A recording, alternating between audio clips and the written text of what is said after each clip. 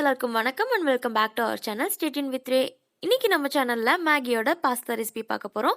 நீங்க நம்ம சேனலுக்கு புதுசா இருந்தீங்கன்னா ப்ளீஸ் சப்ஸ்கிரைப் பண்ணிடுங்க. வாங்க வீடியோக்குள்ள போலாம். இன்னைக்கு பார்த்தீங்கன்னா மேகியோட பாஸ்தால நான் எடுத்திருக்கிற ஃப்ளேவர் மஷ்ரூம். இந்த பாஸ்தால பார்த்தீங்கன்னா உங்களுக்கு நிறைய ஃப்ளேவர் அவைலபிளாக இருக்கு. இன்னைக்கு நம்ம வீடியோவில் பார்க்க போகிறது மஷ்ரூம் ஃப்ளேவரில். ஸோ இந்த பாஸ்தா பார்த்தீங்கன்னா 100% மேட் ஃப்ரம் ரவான்னு சொல்லிட்டு மென்ஷன் பண்ணியிருக்காங்க. அண்ட் ஜஸ்ட் 5 மினிட்ஸில் இது ரெடி பண்ணவும் முடியும்னு சொல்லிட்டு போட்டிருக்காங்க. அண்ட் அதே மாதிரி இன்க்ரீடியன்ஸ்லையும் பார்த்தீங்கன்னா இட்ஸ் 100% மேட் ஃப்ரம் வீட்னு சொல்லிட்டும் மென்ஷன் பண்ணியிருக்காங்க. இதோட நெட் கண்டென்ட் வெயிட் பார்த்தீங்கன்னா 64 கிராம் வருது. இதோட ப்ரைஸும் பார்த்தீங்கன்னா 25 ருபீஸ் வருது. அண்ட் இதுக்கு பின்னாடியே வந்துட்டு நமக்கு இன்ஸ்ட்ரக்ஷன்ஸும் கொடுத்துருக்காங்க, இதை எப்படி நம்ம செய்யலாம்னு சொல்லிட்டு.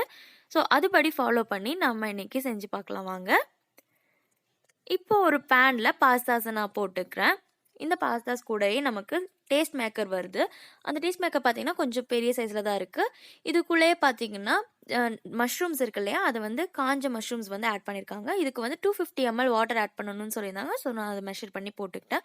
இதெல்லாமே நல்லா மிக்ஸ் பண்ணி விட்டக்கப்புறமா தான் நம்ம வந்துட்டு இதை அடுப்பில் வைக்க போகிறோம். ஸோ ஃபஸ்ட்டே வைக்கக்கூடாது, அதை நோட் பண்ணிக்கோங்க. இப்போ நம்ம ஸ்டவ்வில் வச்சக்கப்புறம் நல்லா சூடாகி பொங்கி வருது பார்த்தீங்களா, இதுக்கப்புறம் வந்துட்டு நம்மளோட ஃப்ளேமை வந்து கம்மி பண்ணிக்கலாம்.